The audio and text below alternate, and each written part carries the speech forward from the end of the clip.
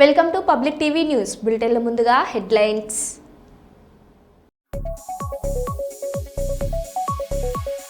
హైదరాబాద్లో భారీ అగ్ని ప్రమాదం.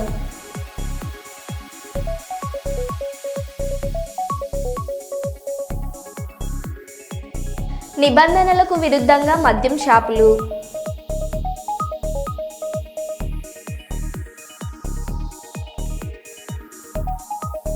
నేర ప్రవృత్తికి స్వస్తి పలకాలని రౌడీ షీటర్లకు కౌన్సిలింగ్ చేస్తున్న కర్నూలు పోలీసులు.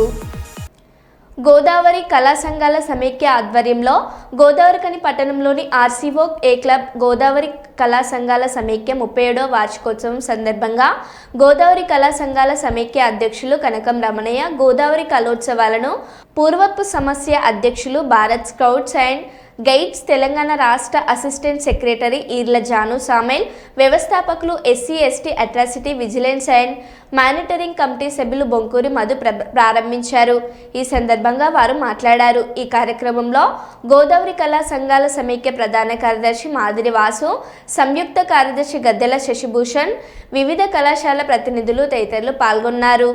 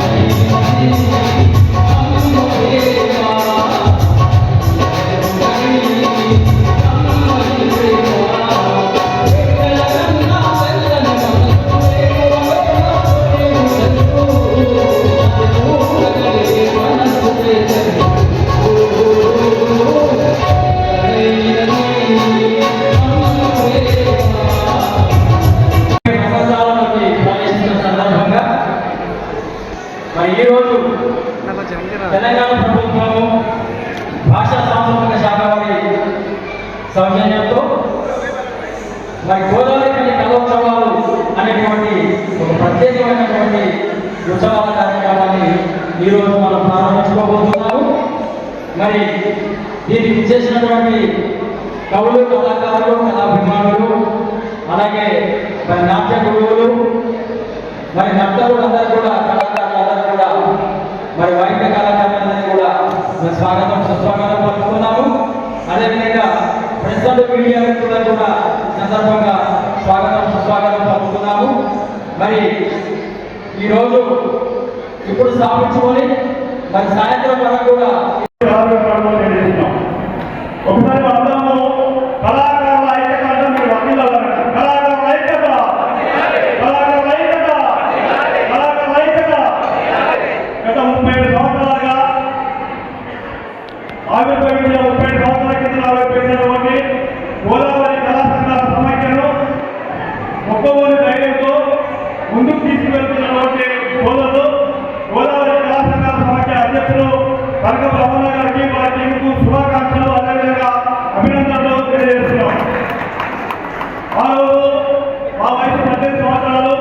ఈ వేదికమైనటువంటి పెద్దలు, గౌరవనీయులు, పూజలు ఎవరిని పెట్టారా ఈ గోదావరి కళా సంఘాల సమైక్య కలిసినప్పుడు ఆ రోజు తెలిసిన ప్రమాదం అయినవి. ఎవరిని పెడతాము పంతులు ఒకవైపు రామగుండ మున్సిపల్ కార్పొరేషన్ పాత్ర ఏదైతే ఉందో ప్రాథమికలో కళారంగానికి సంబంధించిన రంగస్థానం ఓపెనింగ్ ఉంది. అదేవిధంగా వైద్య సభలో ఓపెనింగ్ ఉంది.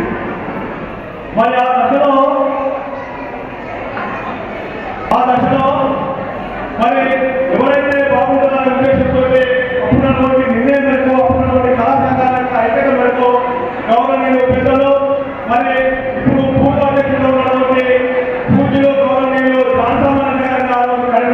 ఏకగ్రీవం పెట్టుకోవడం జరిగింది.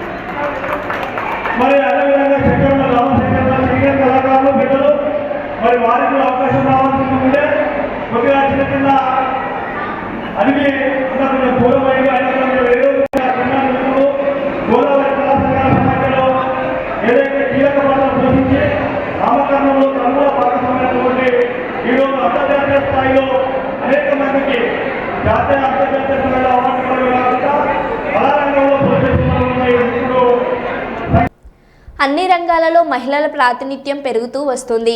మగవారికి దీటుగా మహిళలు అన్ని రంగాల్లో తమ విజ్ఞానంతో, నైపుణ్యతతో మరియు అకౌంటిత భావంతో వారి సేవలను అందిస్తూ సమాజానికి మహిళ అబల కాదు సబల అంటూ నిరూపిస్తున్నటువంటి ఘటనలు దేశంలో చాలా ఉన్నాయి. ఓ మహిళ మణి నీకు వందనం. ఈరోజు డాక్టర్ రావడ సాయి మోహిని మానస సాధించిన ఘన విజయం మనందరికీ గర్వకారణం. ఈరోజు ఆమెకు జరిగిన అభినందన సభకు ప్రజా సంఘాల ఆధ్వర్యంలో సన్మానం చేయడం జరిగింది. సాయి మానస గారు యూపీయూఎస్లో 975వ ర్యాంకు సాధించిన దళిత వైద్యురాలు నేపథ్యంలో ఈ సన్మానం జరిగింది. ఆమె ప్రజాసేవలో మరింత పరిణితి చెంది ఆమె ప్రవేశిస్తున్న కొత్త వృత్తిలో పూర్తి న్యాయం చేస్తుందని ఆశిద్దాం. వాళ్ళు చేసే సాక్రిఫైస్ ఎవరు చేయరు అండ్ ఇంకో డిసైడ్ చేస్తారు. అండ్ ఇంకోటి రైట్ మెంటర్స్ అనమాట. మన ప్రిపరేషన్లో హెల్ప్ చేసే వాళ్ళు మన చాలా ఇంపార్టెంట్ అనమాట. అండ్ లైక్ ఇలాంటి కాంపిటేటివ్ ఎగ్జామ్స్ ప్రిపేర్ అయ్యేటప్పుడు మెయిన్ ఇంపార్టెంట్ థింగ్ ఏంటంటే సిలబస్ అర్థం చేసుకోవాలి. ఎగ్జామ్కి సిలబస్ ఎలా ఇస్తున్నారు, ఏ టైప్ ఆఫ్ క్వశ్చన్స్ అడుగుతున్నారు, అండ్ జనాల్లో కాంపిటీషన్ ఎలా ఉంది, అండ్ మనం వాళ్ళతో కాంపిటీషన్కి సరిపోతామా, ఇంకెంత హార్డ్ వర్క్ చేయాలి అని. అండ్ రోజు లైక్ నార్మల్గా ఏ ఎగ్జామ్కైనా న్యూస్ పేపర్ రీడింగ్ అనేది నాట్ ఓన్లీ ఫర్ ఎగ్జామ్, దేనికైనా న్యూస్ పేపర్ రీడింగ్ అనేది చాలా ఇంపార్టెంట్ థింగ్. ఎందుకంటే దానివల్ల మనకు సొసైటీలో ఉంటే చాలా థింగ్స్ ఏం జరుగుతున్నాయని తెలుస్తుంది. మన పేరెంట్స్తో కంపేర్ చేస్తే మనకు చాలా నాలెడ్జ్ పరంగా చూస్తే మనం చాలా తక్కువలో ఉంటాం. ఎందుకంటే వాళ్ళు రోజు పేపర్ చదువుతారు, వాళ్ళ సొసైటీ మీద అవేర్నెస్ ఉంటుంది. మనం ఏంటంటే ఎప్పుడు ఇన్స్టాగ్రామ్ లేకపోతే ఫేస్బుక్ ఏదో స్క్రోల్ చేయడంలోనే అయిపోతుంది. And like news paper reading అనేది మాత్రం చాలా ఇంపార్టెంట్ థింగ్. ఇంకొకటి లైక్ కన్సిస్టెన్సీ అనేది చాలా ఇంపార్టెంట్. ఇవి చాలా లాంగ్ టర్మ్ ప్రిపరేషన్స్. 1 year మొత్తం ఎగ్జామ్కి వీటికి ఎఫర్ట్ పెట్టాల్సి ఉంటుంది అనమాట. సో కన్సిస్టెంట్గా ఒక ప్లాన్ వేసుకొని like competitive exams is not like a running race, it's like a marathon అని అంటారు అనమాట. Slow and steady wins the race. So అలాగ ఈచ్ స్టెప్ని క్లియర్ చేసుకుంటాం కన్సిస్టెంట్గా. అండ్ ఎక్కడ మనం వచ్చేసింది కదా అని రిలాక్స్ అయిపోవడం కానీ, లేకపోతే వచ్చేసింది కదా అని ఓవర్ కాన్ఫిడెంట్గా ఉండడం కానీ చేయకూడదు. అండ్ ఇలా ఒకవేళ సక్సెస్ వచ్చినా కూడా humbleness and gratitude is the most important things. ఎందుకంటే హంబుల్నెస్ అండ్ గ్రాటిట్యూడ్ మనం ఎక్కడి నుంచి వచ్చాం, మన కోర్ వాల్యూస్ ఏంటి అనేది మనం గుర్తు చేస్తూ ఉంటుంది అనమాట. సో సుల్తానాబాద్ పట్టణ కేంద్రంలోని శాస్త్రీనగర్లో హనుమాన్ శోభయాత్ర ఘనంగా నిర్వహించారు. ఈ కార్యక్రమంలో హనుమాన్ మాలాదారులు భజన సంకీర్తనలతో డీజే పాటలతో నృత్యాలు చేసి అందరినీ ఆకట్టుకున్నారు. అయ్యగార్ ప్రవీణ్ మాట్లాడుతూ హనుమాన్ మాలాదారుల మండల దీక్ష పూర్తవుతున్న సందర్భంగా మాలాదారుల ఆధ్వర్యంలో శోభయాత్ర నిర్వహించామని తెలిపారు.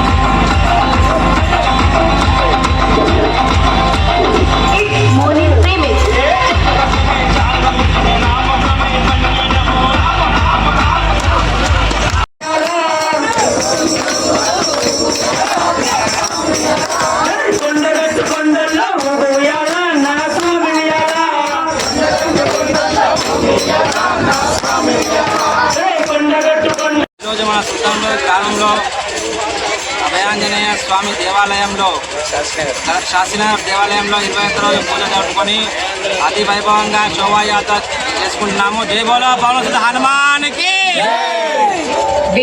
సరస్వతి పుష్కరాల నేపథ్యంలో 3వ రోజున కాళేశ్వరానికి భక్తుల రద్దీ తీవ్రంగా పెరిగింది. వీకెండ్స్ కావడంతో వాహనాల్లో భారీగా భక్తులు కాళేశ్వరం చేరుకుంటున్నారు. దీంతో మహదేవ్పూర్ కాళేశ్వరం రహదారిలో వాహనాల రాకపోకలకు అంతరాయం ఏర్పడింది. వాహనాలను క్రమబద్ధీకరించేందుకు జిల్లా కలెక్టర్ రాహుల్ శర్మ, ఎస్పీ కిరణ్లు బైక్పై తిరుగుతూ వాహనాలను పంపించే పనిలో నిమగ్నం అయ్యారు. శనివారం వేకువజాము నుండే పెద్ద సంఖ్యలో వాహనాలు కాళేశ్వరం చేరుకుంటున్నాయి. శుక్రవారం అర్ధరాత్రి ఈదురుగాలులు రావడంతో పుష్కర ఘాట్తో పాటు పలు ప్రాంతాల్లో ఏర్పాటు చేసిన తాత్కాలిక వసతులను పునరుద్ధరించే పనిలో కలెక్టర్ రాహుల్ శర్మ, ఎస్పీ కిరణ్ కరేలు నిమగ్నమయ్యారు. భక్తులకు ఇబ్బందులు లేకుండా యుద్ధ ప్రాతిపాదికన పనులు చేపట్టి భక్తులకు ఎలాంటి ఇబ్బంది లేకుండా చర్యలు చేపట్టారు.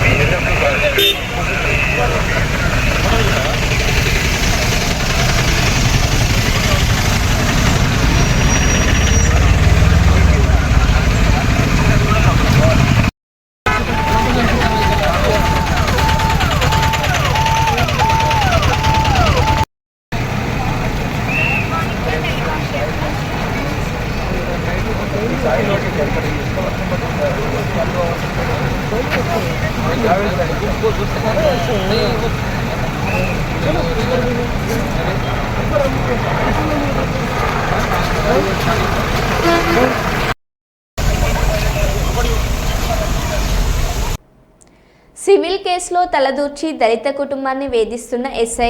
చిన్నగూడూరు మండల కేంద్రంలో దళితుల ఇంటి గోడను కూల్చిన ఎస్ఐ ప్రవీణ్ కుమార్. మైబాద్ జిల్లా దళితులపై దూకుడు ప్రదర్శిస్తున్న చిన్నగూడూరు ఎస్ఐ ప్రవీణ్ కుమార్ రెడ్డి తాను చెప్పింది వినకుంటే జైలుకు పంపిస్తానని, వేధింపులు నేనే, సీనియర్ పోలీస్ అధికారికి మండలాన్ని బాగు చేసేది నేనే అని దూకుడు. సివిల్ కేసులో పోలీసులు సిబ్బంది జోక్యం చేసుకోవద్దని, భూ తగాదాలపై ఫిర్యాదులొస్తే ఎస్ఓఓపి ప్రకారం నడుచుకోవాలని ఉన్నతాధికారులు అనేక మార్లు పోలీసులకు హెచ్చరిస్తున్నప్పటికీ అందుకు భిన్నంగా ప్రవర్తిస్తున్న చిన్నగూడూరు ఎస్ఐ పిట్టల ప్రవీణ్ కుమార్ తన భర్త శ్రీనివాస్ ఎందుకు వేధిస్తున్నారు అని దుంపల నాగలక్ష్మి నిలదీయగా, నాగలక్ష్మిపై అసభ్యకరమైన మాటలతో మాట్లాడిన ఎస్ఐ ప్రవీణ్ కుమార్ రెడ్డి మాకు న్యాయం చేయాలని కోరుతున్న బాధితులు. గవర్నమెంట్ లో పనిచేస్తున్నావు, ప్రభుత్వ స్థలంలో కూడా సార్ మేము కట్టినాం, నిన్న వచ్చి పిటిషన్ కూడా ఇచ్చినాం కదా, మళ్ళీ మీరు వచ్చి మాట్లాడుతా అన్నారు కదా, మాట్లాడి తీసేయపోయారా?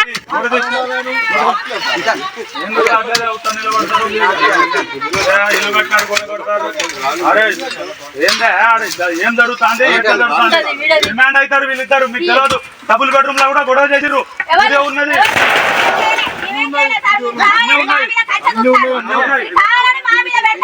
కావాలని ఎవరు పెడతారు?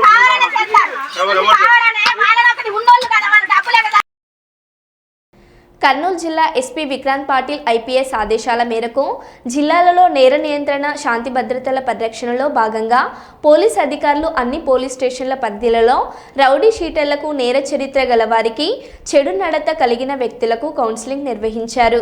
సత్ప్రవర్తనతో జీవించాలని, నేర ప్రవృత్తికి స్వస్తి పలకాలని, చట్ట వ్యతిరేక కార్యకలాపాలకు దూరంగా ఉండాలని సూచించారు. చట్ట వ్యతిరేక కార్యకలాపాలలో పాల్గొంటే తప్పనిసరిగా చట్ట ప్రకారం కఠిన చర్యలు తీసుకోవడం జరుగుతుందని పోలీస్ అధికారులు హెచ్చరించారు.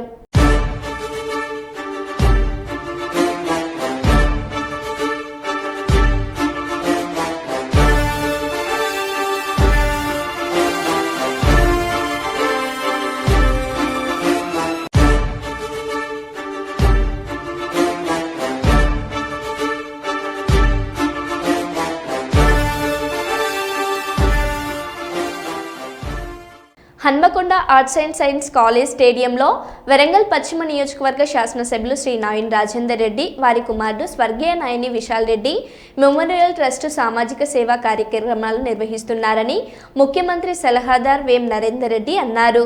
నాయని విశాల్ మెమోరియల్ ట్రస్ట్ ఆధ్వర్యంలో నిర్వహిస్తున్న ఈ కార్యక్రమం పట్ల నిర్వాహకులను ప్రత్యేకంగా అభినందించారు. అంతకుముందు నాయని విశాల్ చిత్రపటానికి పూలమాలలు వేసి నివాళులర్పించారు.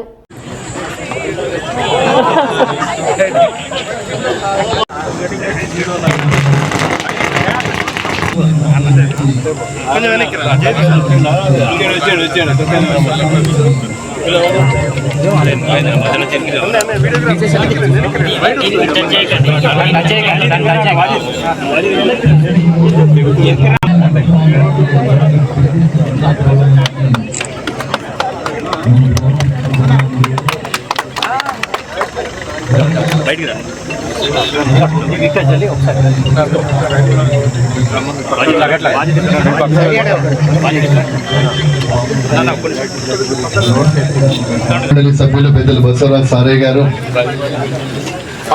మేయర్ భూపాలపల్లి శాసనసభ్యులు గండ్ర నాయన్ రాజేందర్ రెడ్డి గారి పుత్రుడైన విశాల్ గారు 2015లో దురదృష్టవశాత్తు యాక్సిడెంట్లో జరిగిపోయిన తర్వాత వారి గుర్తుగా, వారి జ్ఞాపకార్థంగా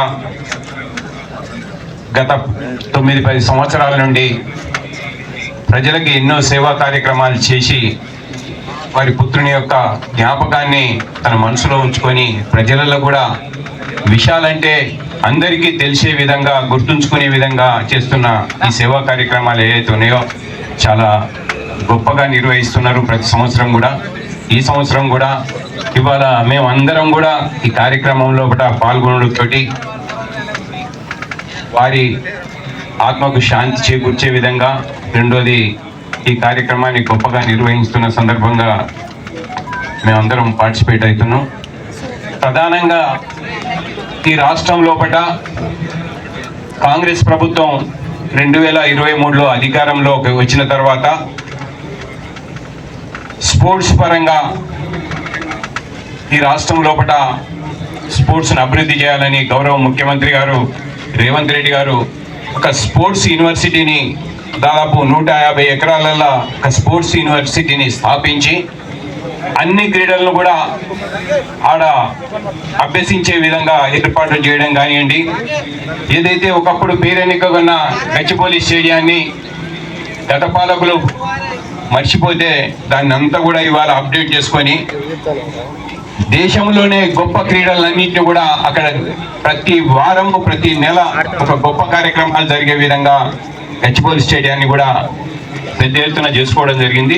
దాంతో పాటు రాష్ట్ర వ్యాప్తంగా కూడా సీఎం కప్ ఏర్పాటు చేసుకొని మండల స్థాయి నుంచి ఏదైతే గ్రామాలలో ఉన్న క్రీడాకారులను ప్రోత్సహించే విధంగా అన్ని క్రికెట్తో పాటు గ్రామీణ ప్రాంతంలో ఉండే కబడ్డీ, వాలీబాల్, బాస్కెట్బాల్, బ్యాడ్మింటన్ లాంటి కార్యక్రమాలు, అథ్లెటిక్స్ కూడా ఏర్పాటు చేసుకొని వాటన్నిటిని కూడా కింది నుంచి క్రీడాకారులను తయారు చేసుకునే విధంగా ఈ ప్రభుత్వం రేవంత్ రెడ్డి గారి ఆధ్వర్యం లోపల ఏర్పాట్లు చేస్తున్నది.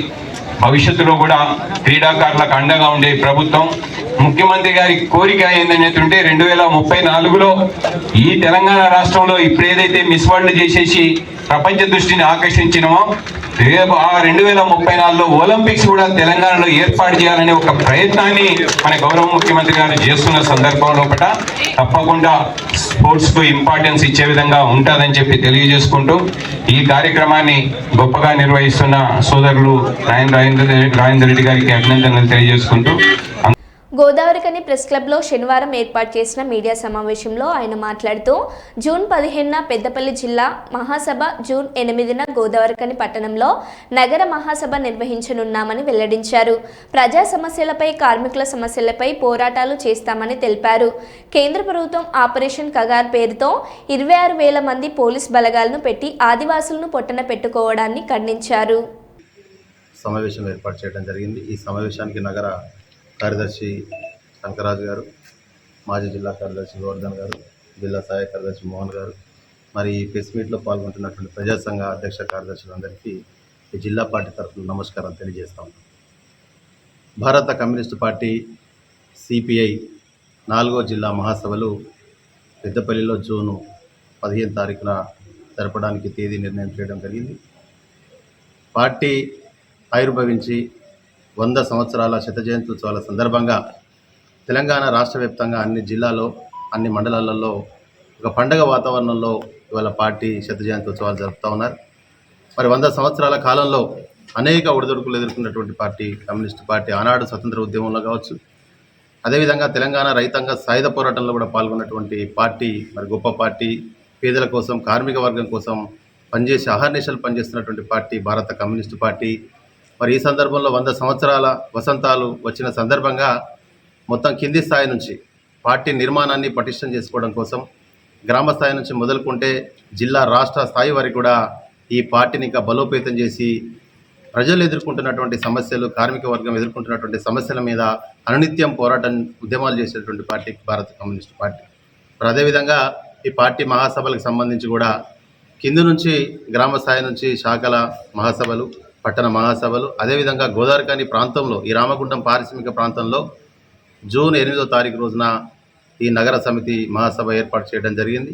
అదేవిధంగా అన్ని మండలాలకు సంబంధించినటువంటి మహాసభలు, నిర్మాణం, సభ్యత్వం ఇదంతా ప్రాతిపదికన రాష్ట్ర మహాసభలు కూడా జరగబోతూ ఉన్నాయి. కాబట్టి భారత కమ్యూనిస్టు పార్టీని ఇంకా ప్రజలు ఆదరించాల్సినటువంటి అవసరం ఉంది. తప్పకుండా వాళ్ళ సమస్యలపైన, కార్మిక వర్గ సమస్యలపైన అనునిత్యం భారత కమ్యూనిస్టు పార్టీ పోరాటాలు, ఉద్యమాలు చేస్తుందని చెప్పి కూడా ఈ సందర్భంగా మేము తెలియజేస్తూనే, మరి ఆపరేషన్ కాగారు పేరుతోటి ఛత్తీస్గఢ్ సరిహద్దుల్లో కర్రెగుట్టలో 26,000 మందిని ఇవాళ పోలీసు బలగాలను పెట్టి మొత్తం నక్సలిజాన్ని మట్టుబట్టిస్తానని చెప్పి నక్సలిజం లేకుండానే చేస్తామనేటువంటి ఆలోచన ఇవాళ కేంద్ర హోంశాఖ మంత్రి అమిత్ షా గారు ప్రకటన చేయడం జరిగింది. మరి మేము భారత కమ్యూనిస్టు పార్టీగా, సిపిఐగా మేము ఈ కేంద్ర ప్రభుత్వాన్ని డిమాండ్ చేస్తూ ఉన్నాం. ఏదైతే ఆపరేషన్ కాగారు ఆపి, కాల్పులు ఆపి మావోయిస్టులతోనే చర్చలు చేయాలని చెప్పేసి మేము కమ్యూనిస్టు పార్టీగా హైదరాబాద్లో అన్ని వామపక్ష పార్టీలను పిలిచి ఒక రౌండ్ టేబుల్ సమావేశాలు పెట్టాము. దానికి పౌరహక్కు సంఘాలకు సంబంధించి కానీ, లేదా ప్రజా సంఘాలకు సంబంధించి కానీ అందరూ కూడా మేధావులు కూడా వచ్చి ఇవాళ ఏదైతే ఆపరేషన్ కాగారు పేరుతోటి ఇవాళ మావోయిస్టుల పేరు చెప్పి మొత్తం ఆదివాసీలను ఇవాళ విచక్షరహితంగా కాల్చి చంపుతున్నటువంటి ఒక దుర్మార్గమైనటువంటి పరిస్థితి ఇవాళ కేంద్ర ప్రభుత్వం చేస్తూ ఉన్నది. దీన్ని ఇప్పటికైనా ఆపాలని చెప్పేసి భారత కమ్యూనిస్టు పార్టీగా మేము డిమాండ్ చేస్తూ ఉన్నాం. ఎందుకంటే మొన్న కాశ్మీర్లో ఘటన చూసాం.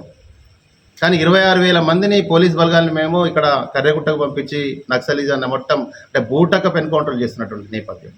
మరి అక్కడ కాశ్మీర్లో అంత పెద్ద పర్యాటక కేంద్రం, మరి చాలా మంది పర్యాటకులు వస్తూ ఉన్నారు. కనీసం భద్రత లోపం ఎవరికి జరిగిందనేది మనం ఆలోచన చేయాల్సిన అవసరం ఉంది. తక్షణ నమస్కారాలు. ఈరోజు ప్రెస్ మీట్ గల కారణం, మా పార్టీ జాతీయ, రాష్ట్ర, అదేవిధంగా జిల్లా మరియు నగర మండలాల మహాసభలకు షెడ్యూల్ ఖరారు చేయడం జరిగింది. అందులో భాగంగానే మా జిల్లా కార్యదర్శి గారు తాండ్రస్ ఆనందం గారు అటు విషయాలు తెలియజేయటకు, అదేవిధంగా ఆపరేషన్ కగార్ పేరుతో కేంద్ర ప్రభుత్వం మావోయిస్టులపై దుర్మార్గమైనటువంటి కాల్పులు జరుపుతున్న నేపథ్యంలో మావోయిస్టులు కాల్పుల విరమణ ప్రకటించినప్పటికీ ఆగకుండా కాల్పులు జరపడం శోచనీయం. అట్టి విషయాలపైన మాట్లాడడానికి జిల్లా కార్యదర్శి గారు వచ్చారు. అదేవిధంగా మా రాష్ట్ర సభ్యులు గోసిక మోహన్ గారు, పూర్వ కార్యదర్శి జిల్లా గోవర్ధన్ గారు, నగర సహాయ కార్యదర్శి తాళ్ళపల్లి మల్లన్న గారు, అదేవిధంగా ఏఐఎస్ఎఫ్ జిల్లా ప్రధాన కార్యదర్శి ప్రీతం. భారత్ ప్రధాని నరేంద్ర మోదీ సంఘీభావంగా నిర్వహించిన తిరంగ యాత్రను అమలాపురం గడియార స్తంభ సెంటర్ నుంచి నల్ల వంతెన వరకు భారీగా సాగింది. అమలాపురం పార్లమెంట్ సభ్యులు Ganti Harish Madhur, MLA Anandarao, TDP politburo సభ్యులు రెడ్డి సుబ్రహ్మణ్యం, డీసీఎంఎస్ చైర్మన్ పుచ్చేటి చంద్రమౌళి, ఆమ్డ చైర్మన్ అల్లాడ స్వామినాయుడు, బీజేపీ జిల్లా అధ్యక్షులు అడబాల సత్యనారాయణ, మాజీ మున్సిపల్ చైర్మన్ చిక్కాల గణేష్, నల్ల పవీన్, జనసేన నాయకులు నల్ల శ్రీధర్, బోనం సత్యబాబు, పిచ్చెట్టి విజయలక్ష్మి, అధికారి జయలక్ష్మి, బొర్ర ఈశ్వర్రావు, బీజేపీ ప్రధాన కార్యదర్శి మేక సుబ్బారావు తదితరులు పాల్గొన్నారు.